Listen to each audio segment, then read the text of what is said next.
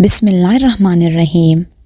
ایک دن بادشاہ محل کی چھت پر ٹہلنے چلا گیا۔ ٹہلتے ٹہلتے اس کی نظر محل کے نزدیک گھر کی چھت پر پڑی، جس پر ایک بہت خوبصورت عورت کپڑے سکھا رہی تھی۔ بادشاہ نے ایک باندی کو بلا کر پوچھا، یہ کس کی بیوی ہے؟ باندی نے کہا، بادشاہ سلامت، یہ آپ کے غلام فیروز کی بیوی ہے۔ بادشاہ نیچے اترا۔ بادشاہ پر اس عورت کے حسن و جمال کا سحر سا چھا گیا تھا۔ اس نے فیروز کو بلایا تو فیروز حاضر ہوا۔ بادشاہ نے کہا، فیروز، ہمارا ایک کام ہے، ہمارا یہ خط فلاں ملک کے بادشاہ کو دے آؤ اور مجھے اس کا جواب بھی ان سے لے آنا۔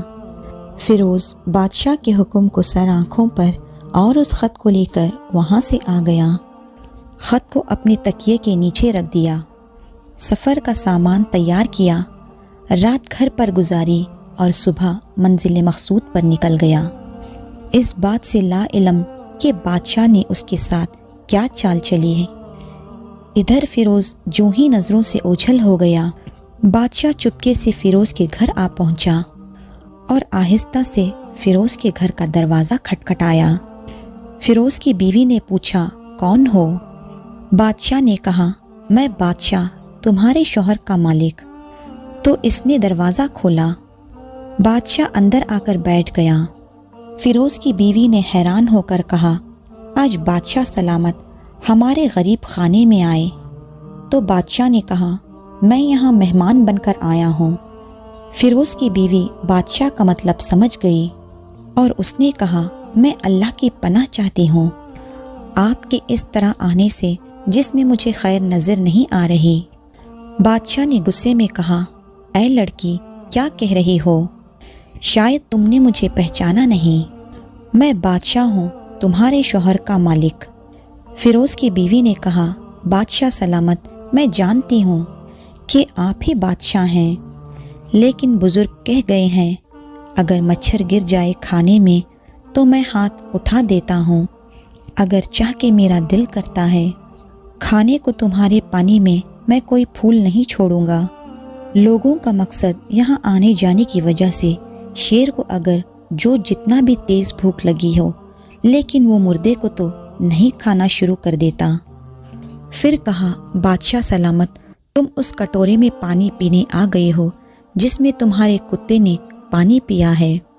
بادشاہ اس عورت کی باتوں سے بڑا شرمسار ہوا اور اس کو چھوڑ کر واپس چلا گیا، لیکن اپنی چپل وہیں پر بھول گیا۔ یہ سب تو بادشاہ کی طرف سے ہوا۔ اب فیروز کو آدھے راستے میں یاد آیا کہ جو خط بادشاہ نے اسے دیا ہے وہ اسے گھر پر ہی چھوڑ آیا ہے۔ اس نے گھوڑے کو تیزی سے واپس موڑا اور گھر کی طرف لپکا۔ فیروز اپنے گھر پہنچا تو تکیے سے خط نکالتے وقت اس کی نظر پلنگ کے نیچے بادشاہ کی چپل پر پڑی، جو وہ جلدی میں بھول گیا تھا۔ فیروز کا سر چکرا کر رہ گیا اور وہ سمجھ گیا کہ بادشاہ نے اس کو سفر پر صرف اس لیے بھیجا تھا کہ وہ اپنا مطلب پورا کر سکے۔ فیروز کسی کو کچھ بتائے بغیر چپ چاپ گھر سے نکلا اور خط کو لے کر وہ چل پڑا، اور کام ختم کرنے کے بعد بادشاہ کے پاس واپس آیا تو بادشاہ نے اسے انعام کے طور پر 100 دینار دیے۔ فیروز دینار لے کر بازار چلا گیا اور عورتوں کے استعمال کے قیمتی کپڑے اور قیمتی تحائف بھی خریدے۔ گھر پہنچ کر بیوی کو سلام کیا اور کہا، چلو تمہارے مائکے چلتے ہیں۔ بیوی نے پوچھا، یہ کیا ہے؟ کہا، بادشاہ نے انعام دیا ہے اور میں چاہتا ہوں کہ یہ پہن کر اپنے گھر والوں کو بھی دکھاؤ۔ بیوی، جیسے آپ چاہیں۔ بیوی تیار ہوئی اور اپنے والدین کے گھر اپنے شوہر کے ساتھ روانہ ہوئی۔ بیٹی اور داماد اور ان کے لائے ہوئے تحائف کو دیکھ کر وہ لوگ خوش ہوئے۔ فیروز بیوی کو چھوڑ چھاڑ کر واپس آ گیا اور 1 مہینہ گزارنے کے باوجود نہ بیوی کا پوچھا اور نہ اس کو واپس بلایا۔ پھر کچھ دن بعد اس کے سالے اس سے ملنے آئے اور اس سے پوچھا، فیروز، آپ ہماری بہن سے غصے اور ناراضگی کی وجہ بتائیں یا پھر ہم آپ کو قاضی کے پاس پیش کریں گے۔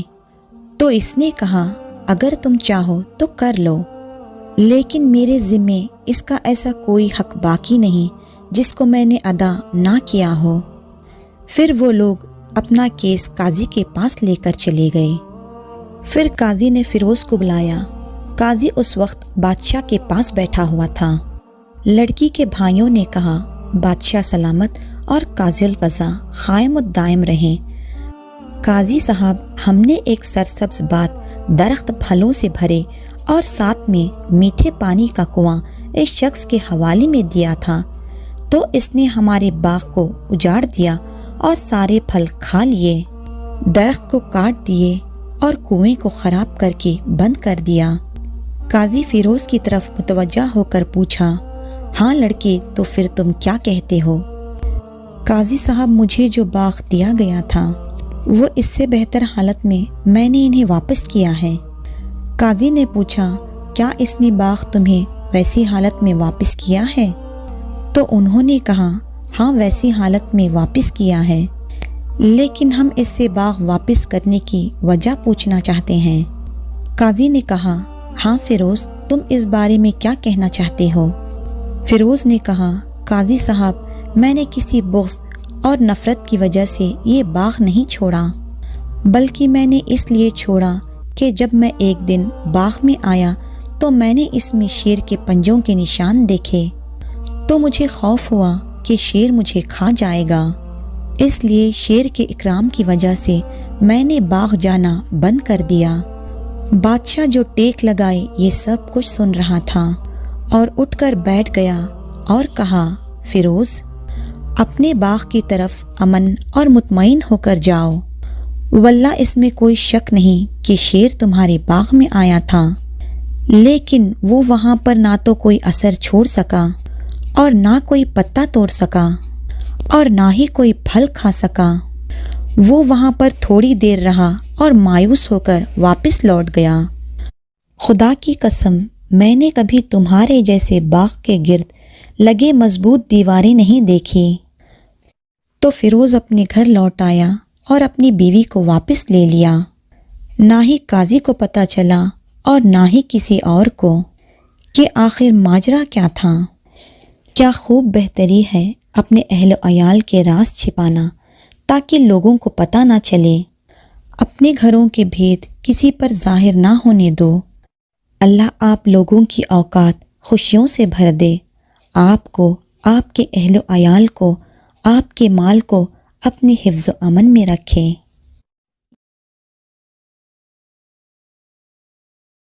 ایک بادشاہ شکار کی تلاش میں نکلا تو ایک گاؤں سے گزرا۔ بادشاہ نے دیکھا کہ ایک کسان کھیتی باڑی کر رہا ہے۔ بادشاہ نے کسان سے پوچھا کہ کھیتی باڑی سے کتنا کما لیتے ہو؟ کسان نے جواب دیا کہ 4 آنے کما لیتا ہوں۔ بادشاہ نے کہا، 4 آنے خرچ کیسے کرتے ہو؟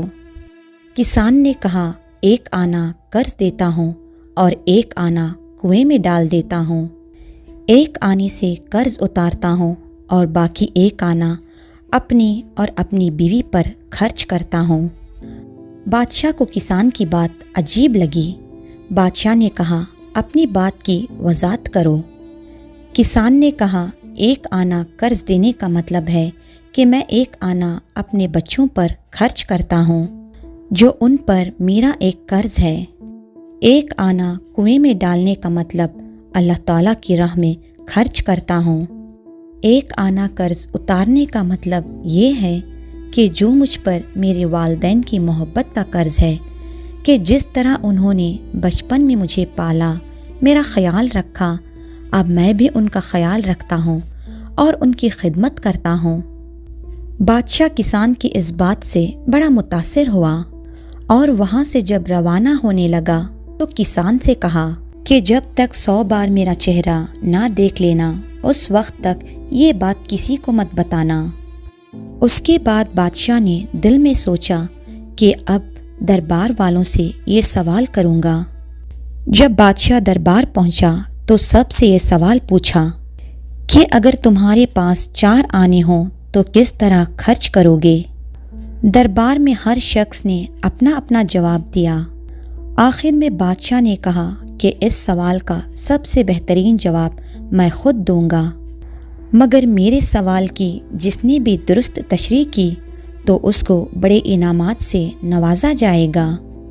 بادشاہ نے کہا کہ اگر تمہارے پاس 4 آنے ہوں تو خرچ کرنے کا بہترین طریقہ یہ ہے کہ 1 آنا قرض دے دو، 1 آنا کنویں میں ڈال دو اور 1 آنے کا قرض اتار دو، اور باقی 1 آنا اپنے اور اپنے بیوی اور بچوں پر خرچ کرو۔ دربار میں موجود سب لوگ چپ رہے کیونکہ کسی کو اس جواب کی تشریح نہیں آتی تھی، مگر ایک وزیر کو پتا تھا کہ عقل مند کسان اس کی تشریح کر سکتا ہے۔ وہ بھاگتا ہوا کسان کے پاس گیا۔ جب اس نے کسان سے اس جواب کی تشریح پوچھی تو کسان نے وزیر سے کہا، اگر آپ مجھے 100 اشرفیاں دے دیں تو میں آپ کو تشریح بتا دوں گا۔ پھر وزیر نے اسے 100 اشرفیاں پیش کی۔ کسان نے اسے جواب بتا دیا تو وزیر واپس دربار میں آ گیا اور بادشاہ کے سامنے سب سے بہترین تشریح کر دی۔ جب بادشاہ نے وزیر سے جواب سنا تو حکم دیا، فلاں گاؤں کے کسان کو گرفتار کر کے میرے سامنے پیش کیا جائے۔ جب کسان کو گرفتار کر کے بادشاہ کے سامنے پیش کیا گیا تو بادشاہ نے دربار والوں کو حکم دیا، میں نے کسان سے اکیلے میں ایک ضروری بات کرنی ہے، تم سب باہر چلے جاؤ۔ جب سب باہر چلے گئے تو بادشاہ نے کسان سے کہا، تم نے مجھ سے وعدہ خلافی کی ہے۔ جب میں نے منع کیا تھا کہ جب تک تم میرا چہرہ 100 بار نہ دیکھ لو اس سوال کا جواب کسی کو نہیں بتانا، تو تم نے وزیر کو کیوں بتایا؟ کسان نے بادشاہ کے سامنے 100 اشرفیاں رکھ کر کہا، اے بادشاہ سلامت، میں نے وزیر سے 100 اشرفیاں اصول کیں اور ہر اشرفی کو غور سے دیکھا کیونکہ اس پر آپ کا چہرہ بنا ہوا تھا۔ آپ کا چہرہ 100 بار دیکھ کر ہی میں نے اسے جواب بتایا۔ بادشاہ کسان کی اس عقل مندی سے بہت متاثر ہوا اور اسے بہت سارے انعامات سے نوازا، اور ساتھ ہی اس کسان کو دربار میں ایک بہت بڑے عہدے پر فائز کیا۔ اس کہانی سے ہمیں اخلاقی سبق یہ ملتا ہے کہ انسان اپنے والدین کے احسانات کا قرض کبھی بھی نہیں اتار سکتا، مگر پھر بھی بڑھاپے میں ان کی خدمت کر کے ان کے احسانات کے قرض کو تھوڑا سا کم کیا جا سکتا ہے۔ اور دوسرا اخلاقی سبق یہ ملتا ہے، دولت کا بہترین خرچ یہ ہے اپنی دولت کو خدا کی راہ میں خرچ کیا جائے۔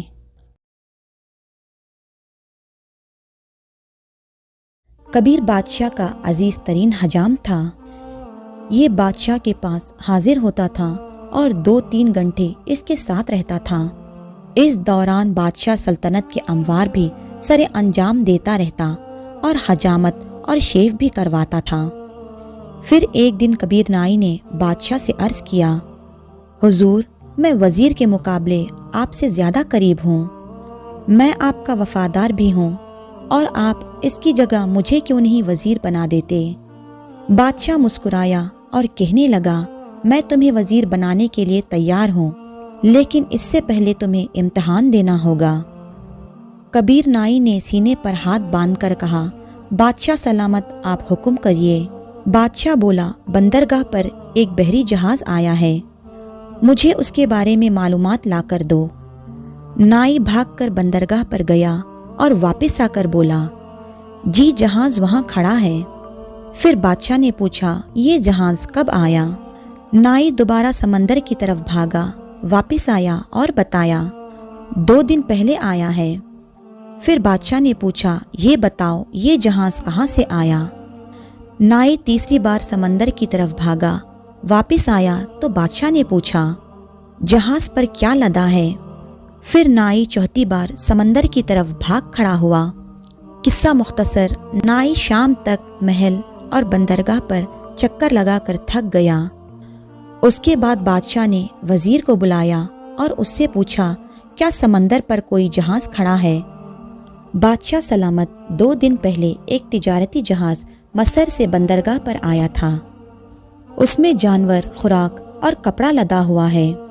اس کے کپتان کا نام شہنام ہے اور یہ 6 ماہ میں یہاں پر پہنچا ہے۔ یہ 4 دن مزید یہاں پر ٹھہرے گا اور یہاں سے ایران جائے گا اور وہاں پر 1 ماہ رکے گا، اور وہاں 209 لوگ سوار ہیں، اور میرا مشورہ یہ ہے کہ ہمیں باہری جہاز پر ٹیکس بڑھا دینا چاہیے۔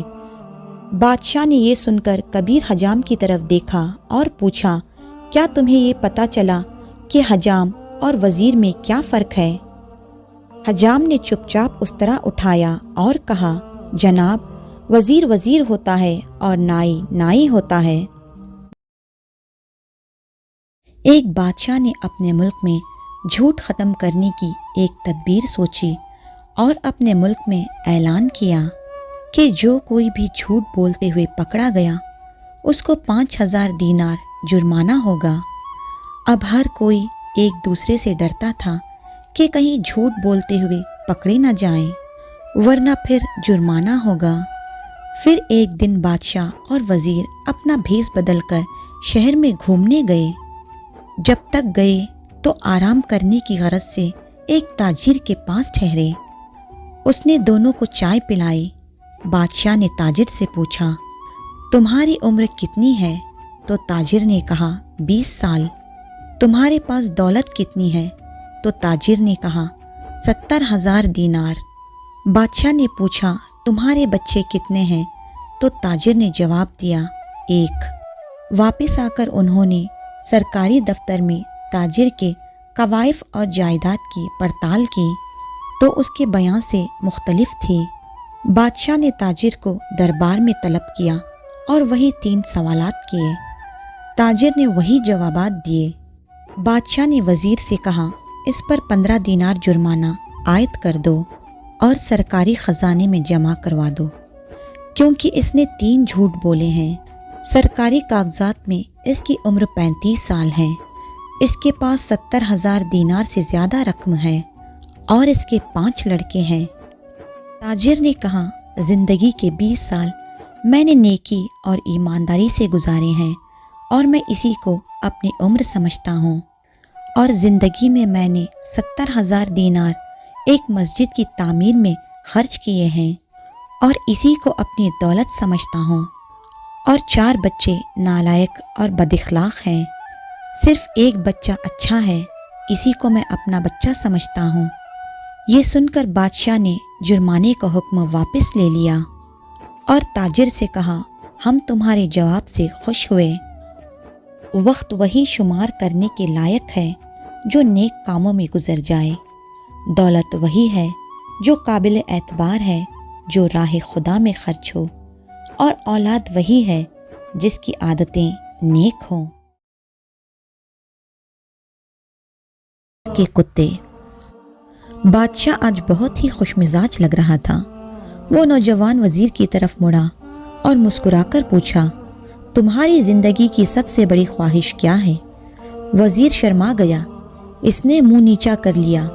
بادشاہ نے کہا لگائی اور بولا تم گھبراؤ مت، بس اپنی زندگی کی سب سے بڑی خواہش بتاؤ۔ وزیر گھٹنوں پر جھکا اور عاجزی سے بولا حضور، آپ دنیا کی خوبصورت ترین سلطنت کے مالک ہیں، میں جب بھی یہ سلطنت دیکھتا ہوں تو میرے دل میں خواہش پیدا ہوتی ہے، اگر اس کا 10واں حصہ میرا ہوتا تو میں دنیا کا خوش نصیب ترین شخص ہوتا۔ وزیر خاموش ہو گیا۔ بادشاہ نے کہا لگایا اور بولا میں اگر تمہیں اپنی آدھی سلطنت دے دوں تو؟ وزیر نے گھبرا کر اوپر دیکھا اور عاجزی سے بولا بادشاہ سلامت، یہ کیسے ممکن ہے؟ میں اتنا خوش قسمت کیسے ہو سکتا ہوں؟ بادشاہ نے فوراً سیکریٹری کو بلایا اور اسے 2 احکامات لکھنے کا حکم دیا۔ بادشاہ نے پہلے حکم کے ذریعے اپنی آدھی سلطنت نوجوان وزیر کے حوالے کرنے کا فرمان جاری کر دیا۔ دوسرے حکم میں بادشاہ نے وزیر کا سر قلم کرنے کا فرمان دے دیا۔ وزیر دونوں احکامات پر حیران رہ گیا بادشاہ نے احکامات پر مہر لگائی اور وزیر کی آنکھوں میں آنکھیں ڈال کر بولا، تمہارے پاس 30 دن ہیں، تم نے ان 30 دنوں میں صرف 3 سوالوں کا جواب تلاش کرنا ہے۔ اگر تم کامیاب ہو گئے تو میرا دوسرا حکم منسوخ ہو جائے گا اور تمہیں آدھی سلطنت مل جائے گی، اور اگر تم ناکام ہو گئے تو پہلا حکم خارج سمجھا جائے گا اور دوسرے حکم کے مطابق تمہارا سر اتار دیا جائے گا۔ وزیر کی حیرت پریشانی میں بدل گئی۔ بادشاہ نے اس کے بعد فرمایا، میرے 3 سوال لکھ لو۔ وزیر نے لکھنا شروع کر دیا۔ بادشاہ نے کہا، انسان کی زندگی کی سب سے بڑی سچائی کیا ہے؟ وہ رکا اور بولا، دوسرا سوال، انسان کی زندگی کا سب سے بڑا دھوکہ کیا ہے؟ پھر وہ رکا اور پھر بولا، تیسرا سوال، انسان کی زندگی کی سب سے بڑی کمزوری کیا ہے؟ بادشاہ نے اس کے بعد نخارے پر چوٹ لگوائی اور آواز بلند فرمایا، تمہارا وقت شروع ہوتا ہے اب۔ وزیر نے دونوں پروانے اٹھائے اور دربار سے دوڑ لگا دی۔ اس نے اسی شام ملک بھر کے دانشور، ادیب، مفکر اور ذہین لوگ جمع کیے اور سوال ان کے سامنے رکھ دیا۔ ملک بھر کے دانشور ساری رات بحث کرتے رہے، لیکن وہ پہلے سوال کا ہی جواب نہیں ڈھونڈ سکے۔ وزیر نے دوسرے دن دانشور بڑھا دیے، لیکن نتیجہ وہی نکلا۔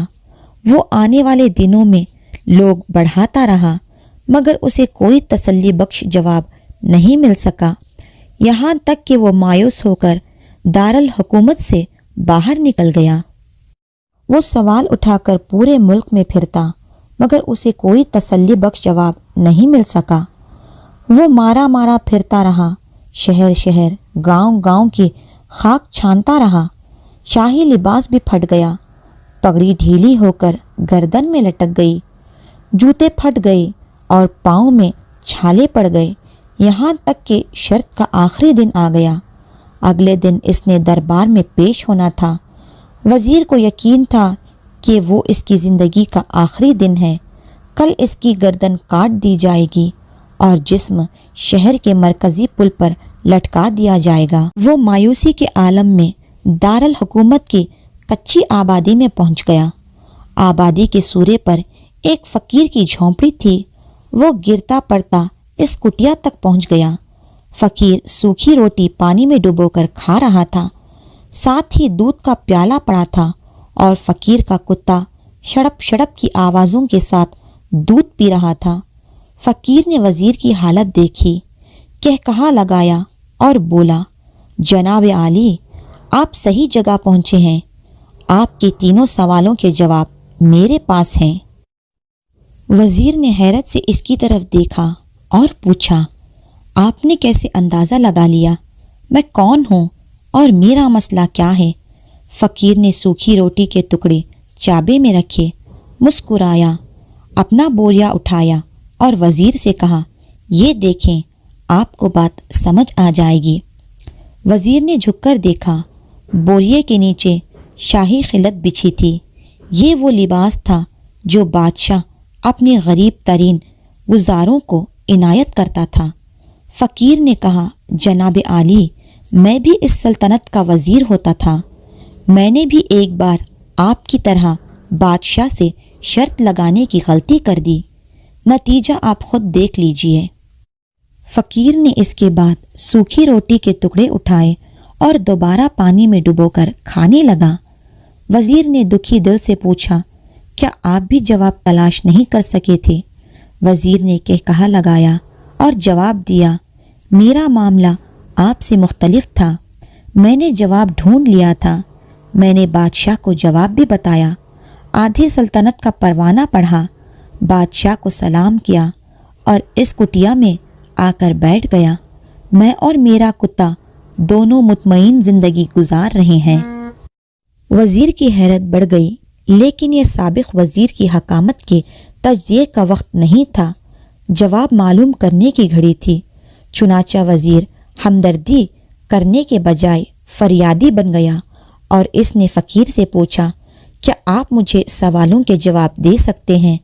فقیر نے ہاں میں گردن ہلا کر جواب دیا۔ میں پہلے 2 سوالوں کے جواب مفت دوں گا، لیکن تیسرے جواب کے لیے تمہیں قیمت ادا کرنی ہوگی۔ وزیر کے پاس شرط ماننے کی سوائے کوئی دوسرا ذریعہ نہیں تھا۔ اس نے فوراً ہاں میں گردن ہلا دی۔ فقیر بولا، دنیا کے سب سے بڑی سچائی موت ہے۔ انسان کوئی بھی ہو، کچھ بھی ہو، وہ اس سچائی سے نہیں بچ سکتا۔ وہ رکا اور بولا، انسان کی زندگی کا سب سے بڑا دھوکہ زندگی ہے۔ ہم میں سے ہر شخص زندگی کو دائمی سمجھ کر اس کے دھوکے میں آ جاتا ہے۔ فقیر کے دونوں جواب ناقابل تعریف تھے۔ وزیر سرشر ہو گیا۔ اس نے اب تیسرے جواب کے لیے فقیر سے شرط پوچھی۔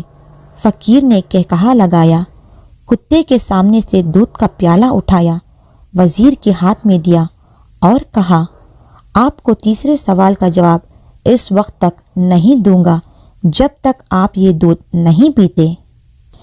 وزیر کے ماتھے پر پسینہ آ گیا۔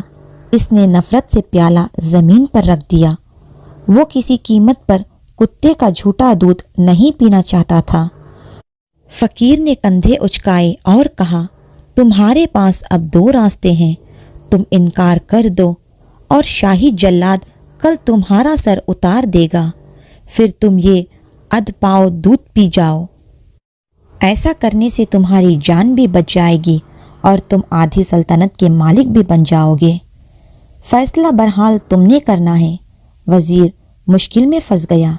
ایک طرف زندگی اور آدھی سلطنت تھی اور دوسری طرف کتے کا جھوٹا دودھ تھا۔ وہ سوچتا رہا یہاں تک کہ جان اور مال جیت گیا اور عزت اور نفس ہار گئی۔ وزیر نے پیالہ اٹھایا اور ایک ہی سانس میں دودھ پی گیا۔ فقیر نے کہا لگایا اور بولا، میرے بچے، انسان کی سب سے بڑی کمزوری غرض ہوتی ہے، یہ اسے کتے کا دودھ پینے تک مجبور کر دیتی ہے۔ اور یہ وہ سچ ہے جس نے مجھے سلطنت کا پروانہ پھاڑ کر کٹیا میں بیٹھنے پر مجبور کر دیا تھا۔ میں جان گیا تھا میں جوں جوں زندگی کے دھوکے میں آؤں گا، میں موت کی سچائی کو فراموش کرتا جاؤں گا، اور میں موت کو جتنا فراموش کرتا رہوں گا، میں اتنی ہی غرض کے دلدل میں پھنستا جاؤں گا، اور مجھے روز اس دلدل میں سانس لینے کے لیے غرض کا غلیظ دودھ پینا پڑے گا۔ لہٰذا میرا مشورہ ہے، زندگی کی ان 3 حقیقتوں کو جان لو، تمہاری زندگی اچھی گزرے گی۔ وزیر خجالت، شرمندگی اور خودرستی کا تحفہ لے کر فقیر کی کٹیا سے نکلا اور محل کی طرف چل پڑا۔ وہ جوں جوں محل کے قریب پہنچ رہا تھا، اس کا احساس شرمندگی میں اضافہ ہو رہا تھا، اس کے اندر ذلت کا احساس بڑھ رہا تھا۔ وہ اس احساس کے ساتھ محل کے دروازے پر پہنچا۔ اس کے سینے میں خوفناک تیس اٹھی۔ وہ گھوڑے سے گرا، لمبی ہچکی لی اور اس کی روح خفض انصاری سے پرواز کر گئی۔ ہمیں کسی دن کسی ٹھنڈی جگہ پر بیٹھ کر زندگی کے ان بنیادی سوالوں پر ضرور غور کرنا چاہیے۔ ہمیں یہ سوچنا چاہیے، ہم لوگ کہیں زندگی کے دھوکے میں آ کر غرض کے پیچھے تو نہیں بھاگ رہے، ہم لوگ کہیں موت کو فراموش تو نہیں کر بیٹھے، ہم کہیں اس کہانی کے وزیر تو نہیں بن گئے۔ مجھے یقین ہے ہم لوگوں نے جس دن یہ سوچ لیا، اس دن ہم غرض سے ان غلیظ پیالوں سے بالاتر ہو جائیں گے۔ ایک بادشاہ نے اپنی عوام پر ظلم و ستم کر کے بہت خزانہ سونا چاندی اکٹھا کر لیا تھا، اور شہر سے باہر جنگل میں ایک خفیہ ٹھکانہ بنا کر سارا خزانہ وہاں چھپا رکھا تھا۔ اور اس خزانے کی 2 چابیاں تھیں، ایک چابی بادشاہ کے پاس اور دوسری چابی اس کے بھروسے مند وزیر کے پاس ہوا کرتی تھی، اور کسی تیسرے کو اس خزانے کے بارے میں معلوم ہی نہیں تھا۔ ایک دن صبح کے وقت بادشاہ اکیلا گھومنے کو نکلا تو سوچا کہ دروازہ کھول کر خزانے کا جائزہ لیا جائے، اور اسی نیت سے وہ اس کمرے میں داخل ہوا جہاں سونا چاندی ہیرے جواہرات کا انبار ڈھیر پڑا ہوا تھا۔ اس تہہ خانے کی تمام در و دیوار ہیرے چاندی سے سجے ہوئے تھے۔ دنیا کے کونے کونے سے انمول خزانے اس نے اکٹھا کر رکھے تھے۔ وہ ان کو دیکھ کر بہت خوش ہوا، اور اسی دوران اسی علاقے سے وزیر کا گزر ہوا۔ اس نے خزانے کا دروازہ کھلا دیکھا تو حیران رہ گیا۔ اسے خیال آیا کہ کل رات جب وہ خزانہ دیکھنے آیا تھا، شاید اسی وقت وہ دروازہ بند کرنا بھول گیا ہو، اور اس نے جلدی سے دروازہ بند کر کے باہر سے تالا لگا دیا۔ ادھر بادشاہ نے جب اپنے دل پسند ساز و سامان کو دیکھتے ہوئے فارغ ہوا، وہ واپس دروازے پر آیا، لیکن دروازہ تو باہر سے بند تھا۔ اس نے زور زور سے دروازے پر پیٹا اور چیخنا شروع کیا۔ اس نے مدد کی گہار بھی لگائی، لیکن اس کی آواز سننے والا وہاں کوئی نہیں تھا۔ پھر واپس وہ اپنے خزانے کی طرف گیا اور اس نے دل بہلانے کی کوشش کرنے لگا، لیکن بھوک اور پیاس کی وجہ سے تڑپ رہا تھا اور زور زور سے چیخ رہا تھا، چلا رہا تھا، اور پھر دروازے کی طرف گیا، لیکن کوئی فائدہ نہیں ہوا، کوئی سننے والا نہیں تھا۔ وہ بری طرح تڑپنے لگا اور رینگتے ہوئے ہیروں کی طرف گیا۔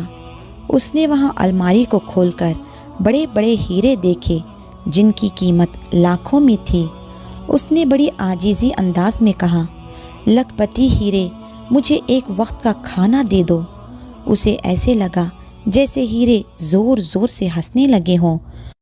پھر اس نے ان ہیروں کو دیوار پر دے مارا اور گھسیٹتا ہوا موتیوں کی طرف گیا اور ان سے بھیک مانگنے لگا، آبدار موتیوں، مجھے ایک گلاس پانی دے دو۔ لیکن موتیوں نے ایک بھرپور کہکہا لگایا اور کہا، دولت کے پجاری، کاش تو نے دولت کی حقیقت کو سمجھ لیا ہوتا تو تیری یہ حالت نہ ہوتی۔ اب تیری ساری دولت بھی مل کر تجھے ایک وقت کا کھانا اور پانی ہی نہیں دے سکتی ہے۔ بادشاہ چکرا کر گر گیا۔ جب اسے ہوش آیا تو اس نے ہیرے موتی بکھیر کے دیوار کے پاس اپنا بستر بنایا اور اس پر لیٹ گیا۔ وہ دنیا کو ایک پیغام دینا چاہتا تھا، لیکن اس کے پاس کاغذ اور قلم نہیں تھا۔ اس نے پتھر سے اپنی انگلی کچل لی اور بہتے ہوئے خون سے دیوار پر کچھ لکھ دیا۔ ادھر حکومتی عہدے داران بادشاہ کو تلاش کرتے رہے، لیکن بادشاہ نہ ملا۔ جب کئی دن بیت گئے تو وزیر خزانے کا معائنہ کرنے آیا تو بادشاہ ہیرے جواہرات کے بستر پر مرا پڑا ہے، اور سامنے کی دیوار پر خون سے لکھا ہے، یہ ساری دولت ایک گلاس پانی کے برابر بھی نہیں ہے۔ اس کہانی سے ہمیں یہ سیکھ ملتی ہے کہ محنت سے یا کسی کا منہ مار کے کمائی ہوئی دولت اسے ایک دن یہیں دنیا میں چھوڑ کر جانا ہے۔ اپنے غریب رشتہ داروں، بیواؤں، یتیموں، پڑوسیوں کی مدد کریں، کیونکہ اللہ کی راہ میں خرچ کرنے والا کبھی غریب نہیں ہوتا۔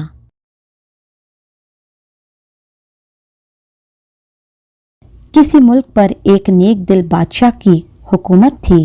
وہاں کے لوگ بھی اپنے بادشاہ سے بہت پیار کرتے تھے۔ بادشاہ روز صبح اللہ کا نام لے کر اٹھتا اور اپنی عوام کی خدمت میں لگ جاتا۔ ایک روز کسی دشمن ملک نے حملہ کر دیا۔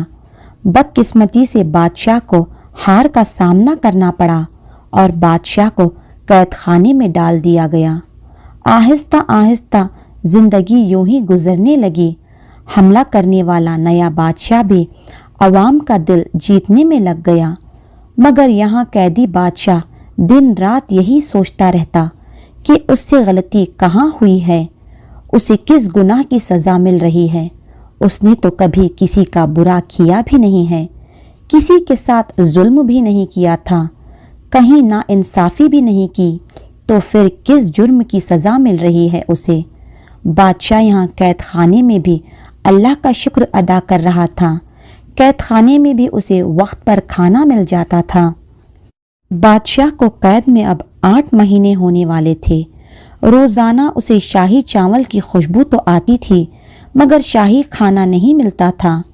मजबूरन उसे कैदियों वाला खाना ही खाना पड़ता था। एक दिन उसे नाश्ता ना मिला। दोपहर को खाने का वक्त भी ख़त्म होने वाला था, लेकिन उसे अब तक खाना नहीं मिला था। बादशाह को ज़ोर की भूख लगी थी, लेकिन बाहर से शाही चावल की खुशबू ज़रूर आ रही थी। वो इस इंतज़ार में था कि शायद ये शाही खाना उसके लिए ही तैयार किया जा रहा हो। अब तो शाम हो चली थी। बादशाह का भूख से बुरा हाल था। बादशाह ने कैद खाने के बाहर रोशनदान से आवाज़ लगाई, बाहर कोई अल्लाह का बंदा है तो मेहरबानी करके मुझे कुछ खाने के लिए दे दे। कैद खाने के बाहर एक आदमी खड़ा था। उसने कपड़े में बांधकर थोड़ा चावल रोशनदान के अंदर फेंक दिया। बादशाह ने जब पोटली खोली तो हैरान रह गया। ये तो वही चावल है जिसकी खुशबू उसे रोज आती थी। बादशाह ने पोटली फेंकने वाले से फौरन पूछा, आप कौन हैं? दीवार के उस पार से आवाज आई, मैं एक फकीर हूँ और रोजाना यहीं बैठता हूँ। ये सुनकर बादशाह को और हैरानी हुई कि शाही चावल और वो भी एक फकीर के पास। बादशाह ने कैद खाने से फिर आवाज लगाकर पूछा, ये शाही चावल आपके पास कैसे? फकीर बोला, वो इस वक्त जिस दीवार के साथ बैठा है उस दीवार के नीचे से एक नाली निकलती है जो महल के शाही बावर्ची खाने से आती है। वो रोज सुबह जब यहाँ आता है तो नाली पर एक कपड़ा बांध देता है, जिसकी वजह से बावर्ची खाने से बहकर आने वाला चावल इस कपड़े में रुक जाता है। कपड़े से पानी निकल जाता है। फिर वो उस चावल को घर ले जाकर साफ करके सुखा कर जमा कर लेता है।